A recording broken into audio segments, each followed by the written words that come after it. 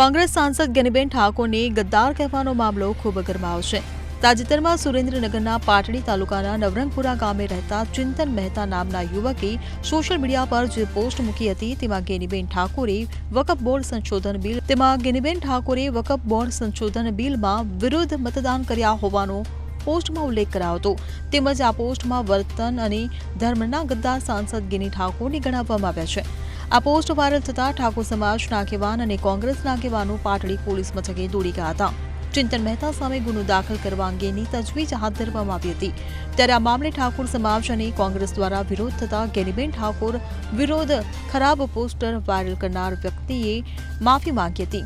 જો કે માફી માંગ્યા બાદ પણ ઠાકોર સમાજ અને કોંગ્રેસના આગેવાનોમાં આ મામલે રોષ જોવા મળી રહ્યો છે। આ મામલે પોલીસ દ્વારા હજુ કોઈ કાર્યવાહી કરવામાં નથી આવી।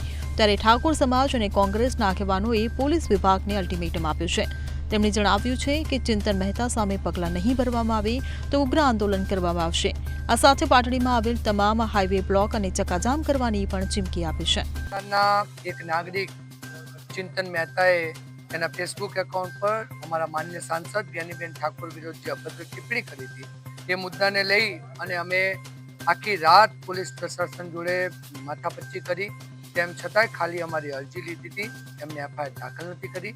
એના બીજા દિવસે અમે પાટડીમાં ઠાકોર સમાજના સૌ વરિષ્ઠ આગેવાનો અને કોંગ્રેસ પાર્ટીના સૌ પાયાના કાર્યકર્તાઓની સાથે પાટડી બહુચરાજી સ્ટેટ હાઈવેને અમે ચક્કાજામનો કાર્યક્રમ આપ્યો હતો અને એ કાર્યક્રમમાં પણ ખૂબ મોટી સંખ્યામાં લોકો સ્વયંભૂ અમારી સાથે જોડાણા અને ત્યારબાદ પ્રશાસને એવી ખાતરી આપી કે 2 દિવસમાં આ જે અભદ્ર ટિપ્પણી કરનાર વ્યક્તિની ધરપકડ કરવામાં આવશે અને એના વિરુદ્ધમાં કાયદેસરની કાર્યવાહી કરવામાં આવશે।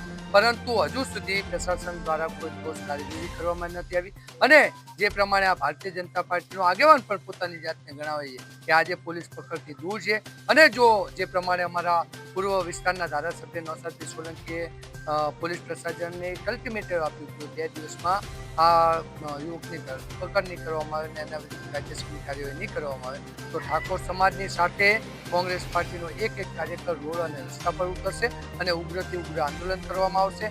અને આપના માધ્યમથી હું જણાવું કે અમારું પાટડી નગર એ શક્તિમાનું પ્રાગટ્ય ધામ છે। આજે હનુમાન જયંતિનો પાવન પર્વ નિમિત્તે હું કહું છું કે એક મહિલાનું અપમાન એ ક્યારેય ઠાકોર સમાજ અને કોંગ્રેસ પાર્ટી સહન નહીં કરે અને જો આ બાબતે કોઈ ઠોસ કદમ કરવામાં નહીં આવે તો આખા ગુજરાતમાં એક દાખલો બેસાડશે એવું ઉગ્રથી ઉગ્ર આંદોલનની શરૂઆત પાટડીની ધરતી પરથી કરવામાં આવશે। ગેનીબેનનું સંમેલન પણ કરવામાં આવશે। ગેનીબેન અમારા માન્ય સાંસદ સભ્ય છે અને મેં જે પ્રમાણે આપને વાત કરી કે પાટડી એ મા શક્તિનું પ્રાગટ્ય ભૂમિ છે। અમારા વિસ્તારમાં ખૂબ મોટી સંખ્યામાં ઠાકોર સમાજની વસ્તી છે એટલે ગેનીબેન જ્યારે પણ પોતાના સાંસદ કાર્યમાં એમને જ્યારે સમય આપશે હમણાં 2 કે 4 દિવસમાં એ દિવસે ગેનીબેનનો કાર્યક્રમ પાટડી ખાતે યોજવામાં આવશે।